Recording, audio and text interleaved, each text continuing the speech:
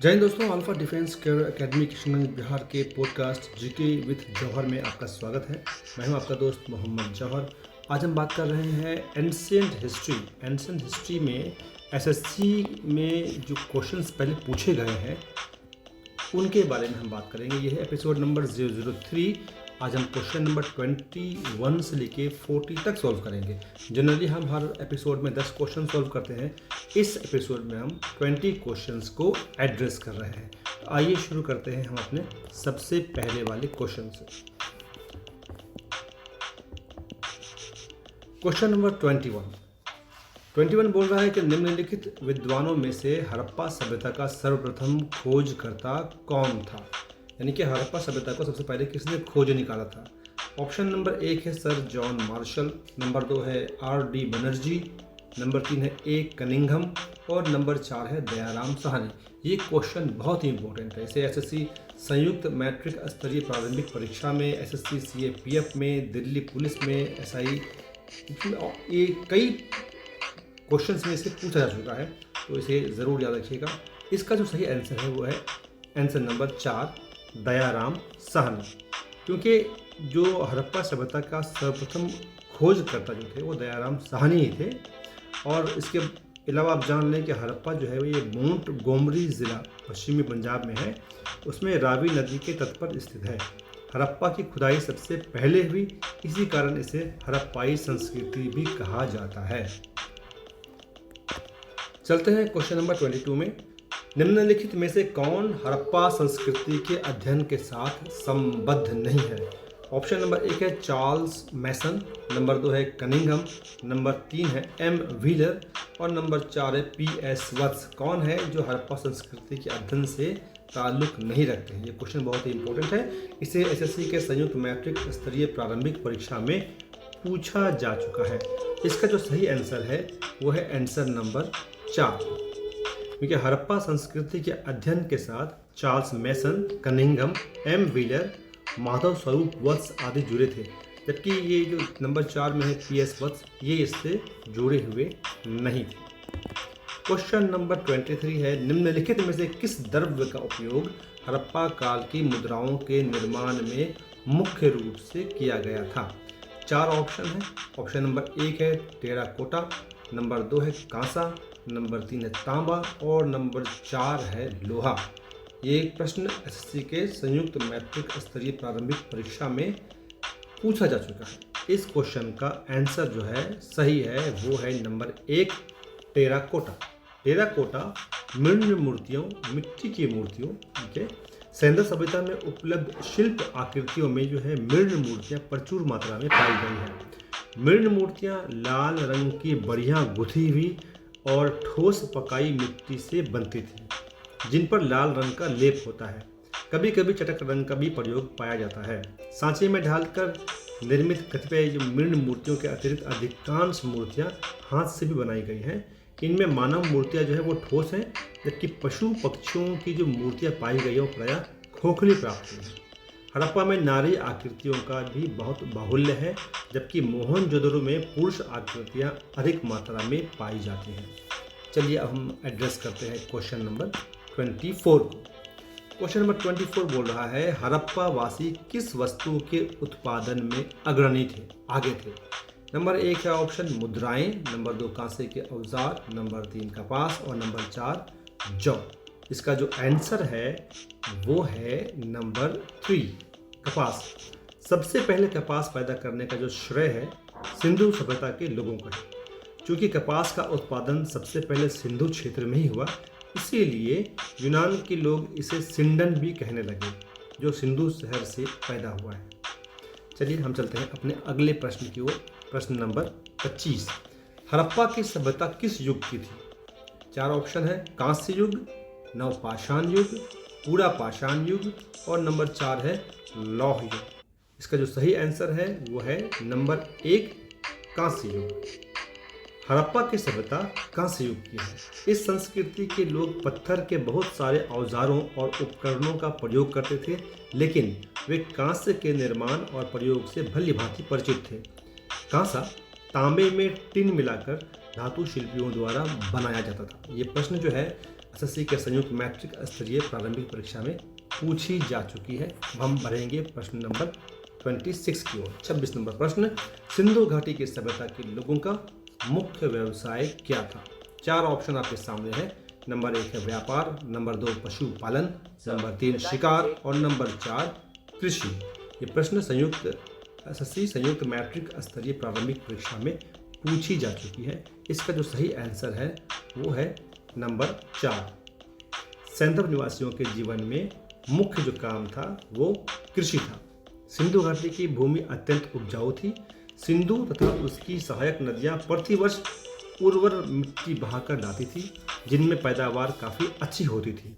यहाँ के प्रमुख खाद्यान्न गेहूं और जौ थे। कृषि के अधिशेषण उत्पादन ने ही इन्हें व्यापार करने के लिए प्रोत्साहित किया था। अब हम एड्रेस करते हैं क्वेश्चन नंबर 27 को।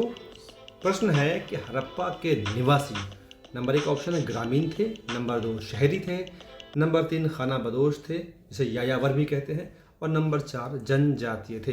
प्रश्न एसएससी के संयुक्त मैट्रिक स्तरीय प्रारंभिक परीक्षा में पूछी जा चुकी है।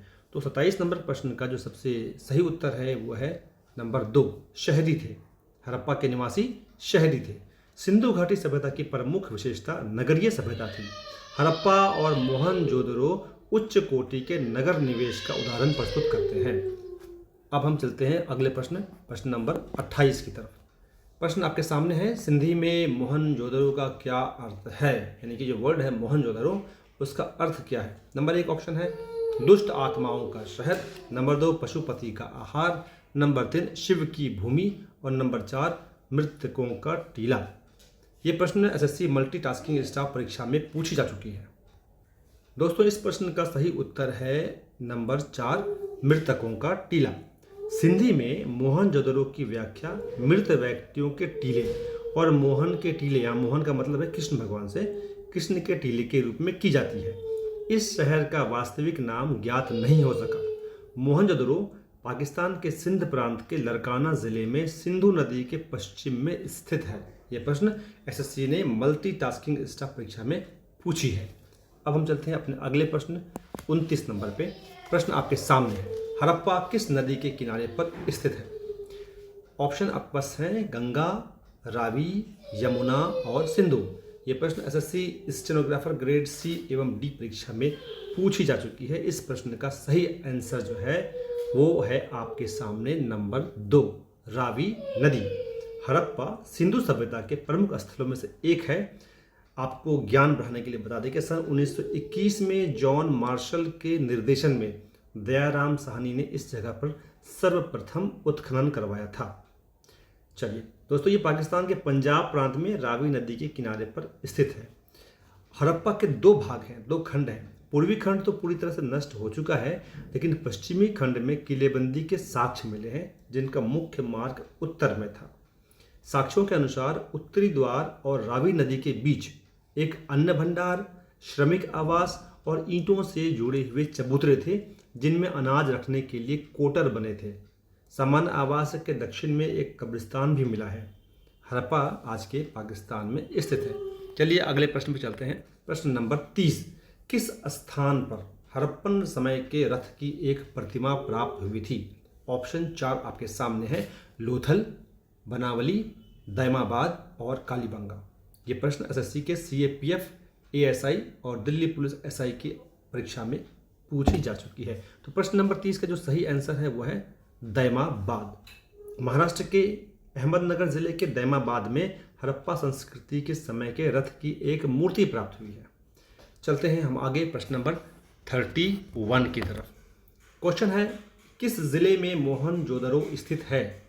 नंबर 1 ऑप्शन है लरकाना, नेक्स्ट है मोंटगोमरी, नंबर 3 है सिंध और नंबर 4 है उधमपुर। ये प्रश्न एसएससी कांस्टेबल जीडी एवं राइफलमैन जीडी परीक्षा में पूछी जा चुकी है। तो प्रश्न नंबर 31 का जो सबसे सही आंसर है वो है नंबर 1, लरकाना।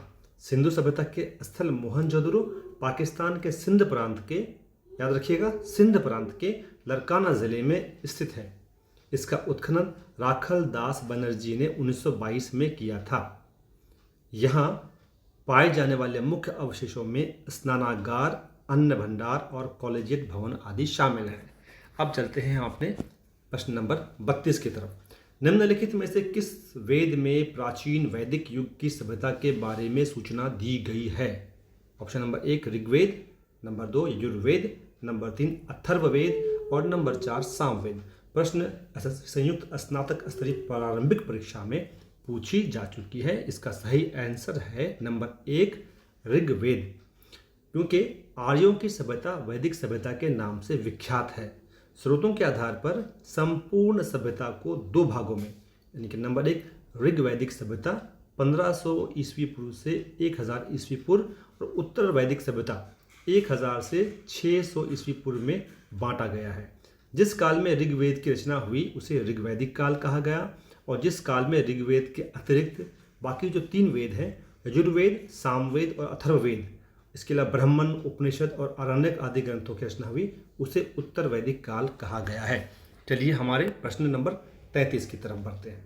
प्रश्न है निम्नलिखित में से वो दस्तकारी कौन सी है जो आर्यों द्वारा व्यवहार में नहीं लाई गई थी?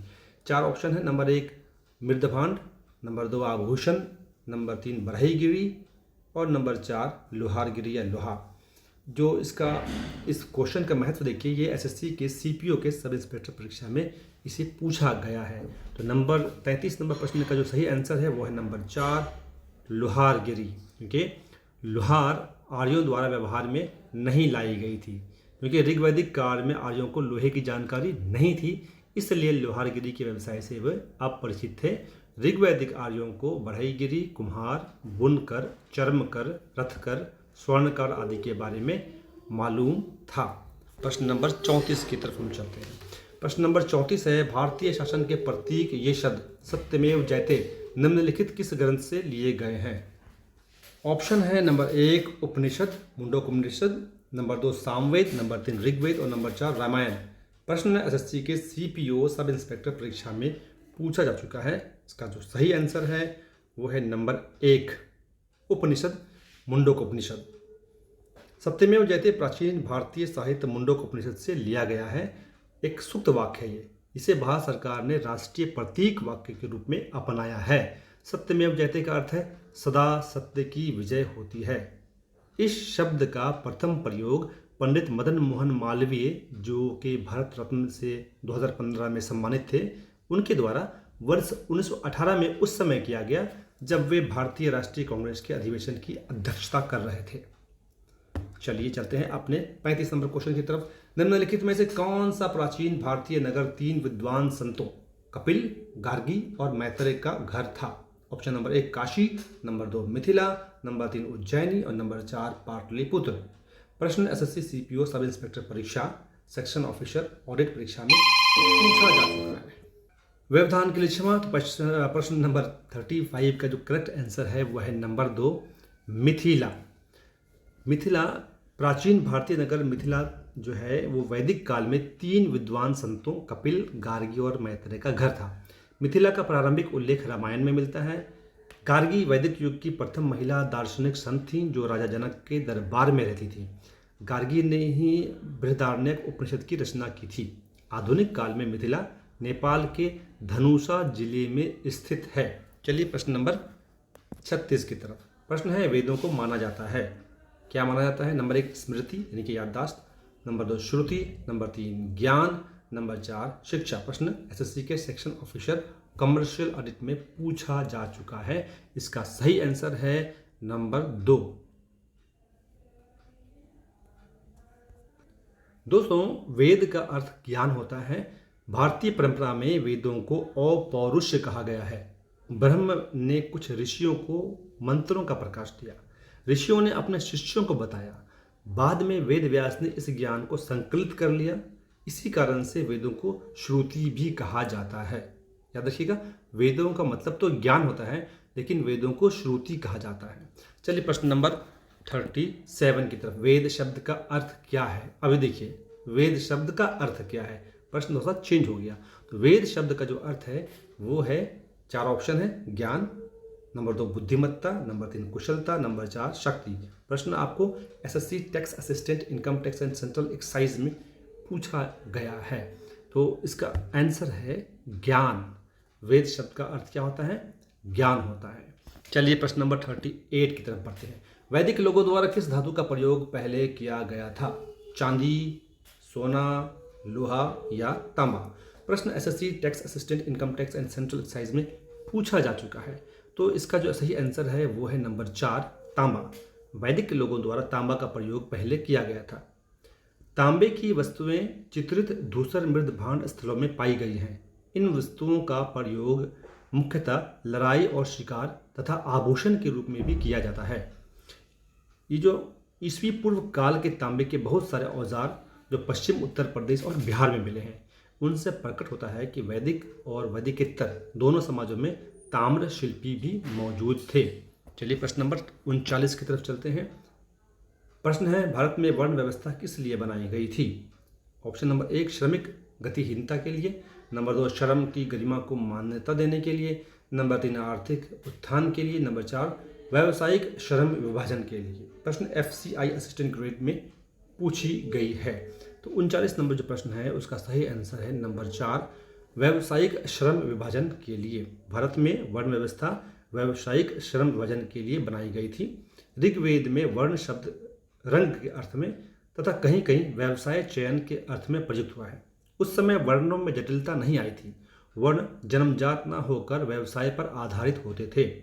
व्यवसाय परिवर्तन संभव था। चलिए प्रश्न नंबर 40 की तरफ चलते हैं, जो आज का हमारा अंतिम प्रश्न है। भारतीय संगीत का उद्गम यानी कि स्टार्टिंग किस में खोजा जा सकता है? नंबर 1, ऋग्वेद की संहिता में। नंबर 2, यजुर्वेद की संहिता में। नंबर 3, सामवेद की संहिता में। और नंबर 4 है अथर्ववेद की संहिता में। प्रश्न एसएससी संयुक्त मैट्रिक स्तरीय प्रारंभिक परीक्षा में पूछी जा चुकी है।